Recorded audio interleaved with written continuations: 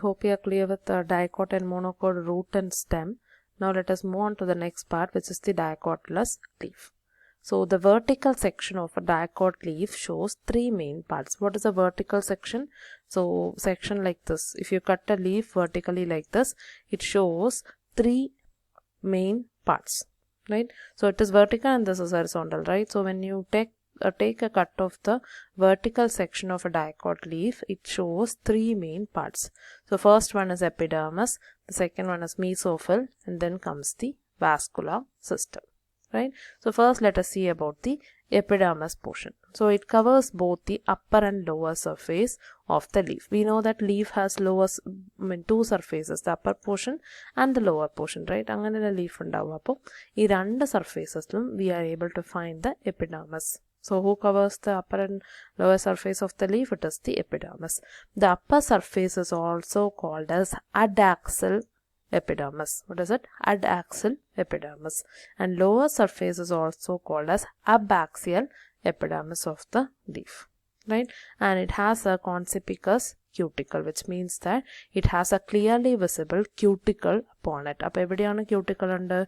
Cuticle is present upon the upper epidermis and also on the lower epidermis. And how is this cuticle?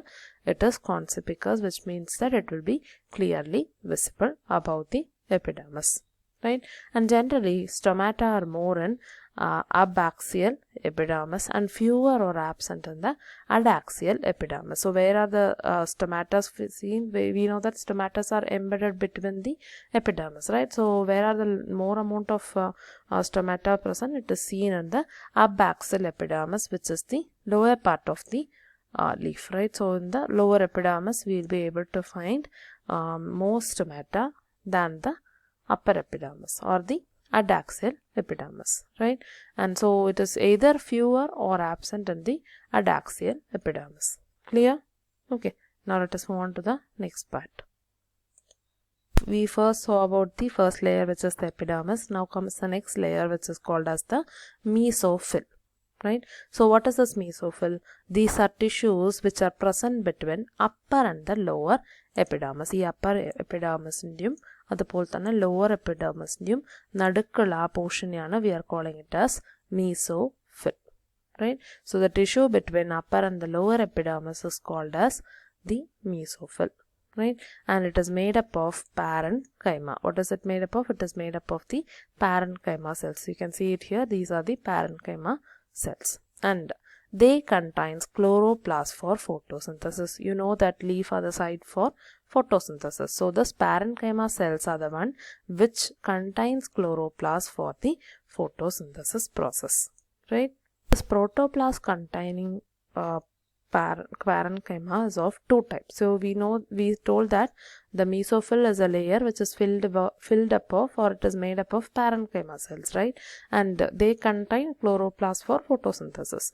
And this parenchyma which contains the chloroplast, it is of two types. So it has two types of cell.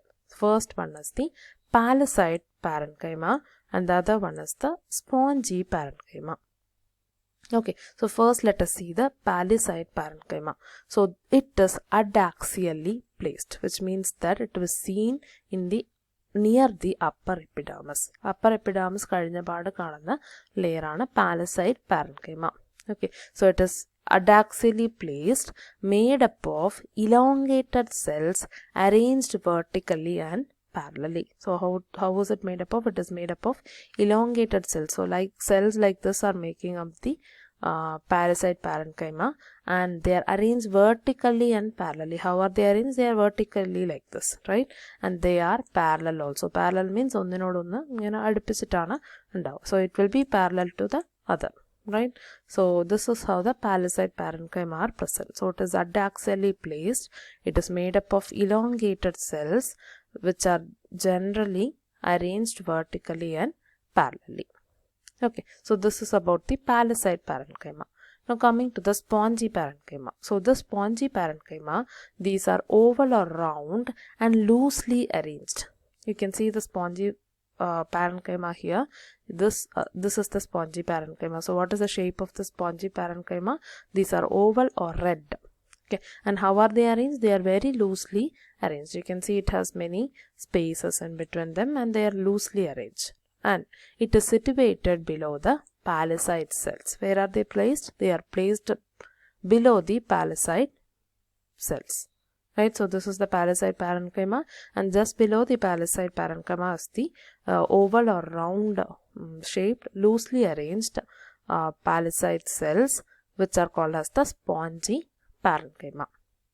Okay, and it is situated below the palisade cells and it extends to the lower epidermis also. So, spongy parenchyma cells, they are starting from below of the palisade mesophyll and then it reaches till the lower epidermis, right? And there are numerous large spaces and air cavities between these cells. So in between the spongy mesophyll, we can see numerous large spaces. You can see large spaces here, right?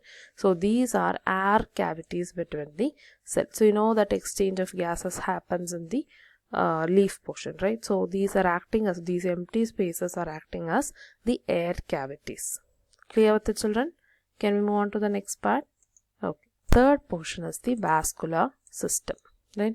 So vascular system, it includes the xylem and phloem. So the vascular bundle is in the veins and midrib. So if you take a leaf, you know that the central portion of the leaf has a part which is called as the midrib, and the other parts of the leaf will contain smaller veins over it, right? So where are the vascular bundles present in a leaf? They are present in the veins and midribs, and their size will vary depending on the size of veins. So the size of the vascular bundle will vary depending upon the size of the veins. You can see the presence of vascular bundle here.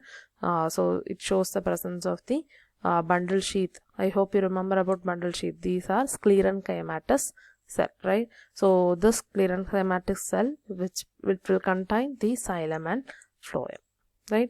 And the veins vary in thickness and reticulate venation. So in parallel venation, we will see only some part of the veins are thickened, but in the case of reticulate venation, the veins will vary in thickness, right?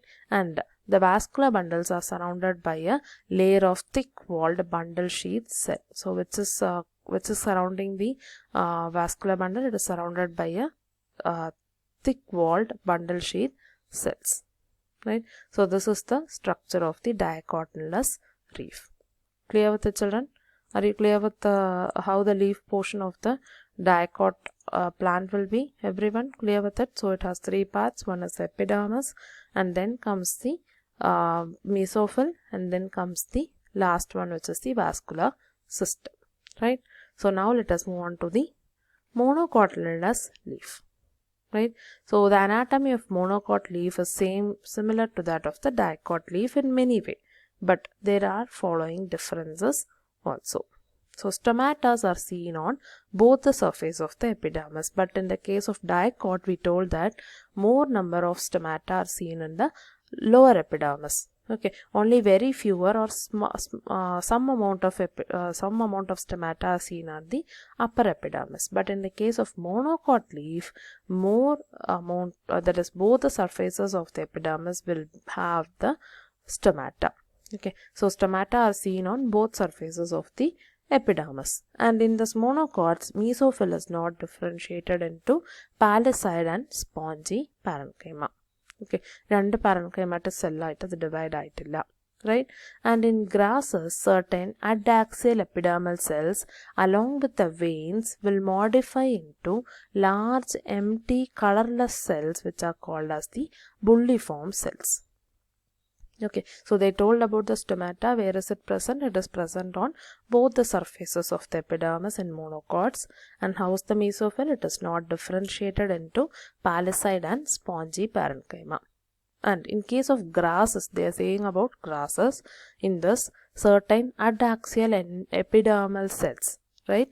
Adaxial means the upper epidermal cells along with the veins, they will modify to form large empty colorless cells, and they are called as the bulliform cells.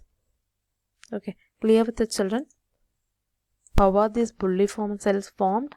They are formed along with some epidermal cells which will modify along with the vein. Okay, so epidermal cells the outermost layer, right?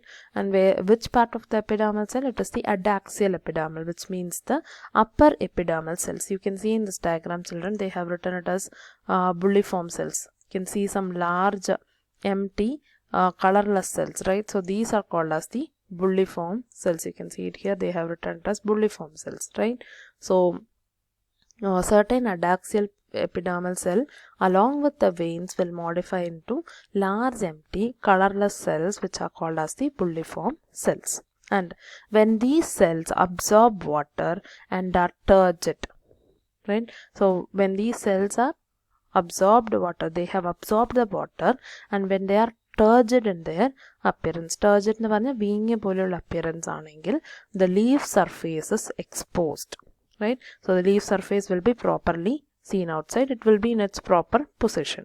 And when they are flaccid due to water stress, okay, what is this flaccid? Which means that when they lose water due to water stress, the leaves will curl inwards to minimize water loss, right? So these cells, they will absorb water and they are turgid, okay, and that time the leaf surface is exposed. And in some cases, when they are flaccid, which means that due to excess loss of water, when they are becoming flaccid, that time the leaves will curve inwards, okay, ഉള്ളിലേക്ക് ചുരുണ്ടോളും, right? It will curl inwards to minimize water loss. So to prevent the water loss, they will curl inwards. Clear, children?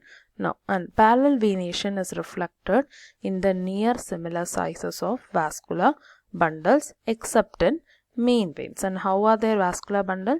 The parallel venation is reflected, right? So it means that the vascular bundles will be of similar sizes. So parallel venation is reflected in near similar sizes of vascular bundle.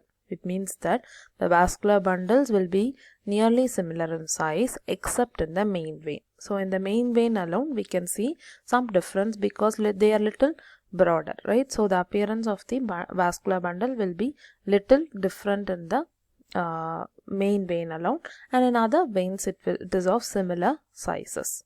Okay, you can see it in the picture, right? So here the vascular bundle is little large than the other parts. Clear, children? Clear with this portion, children?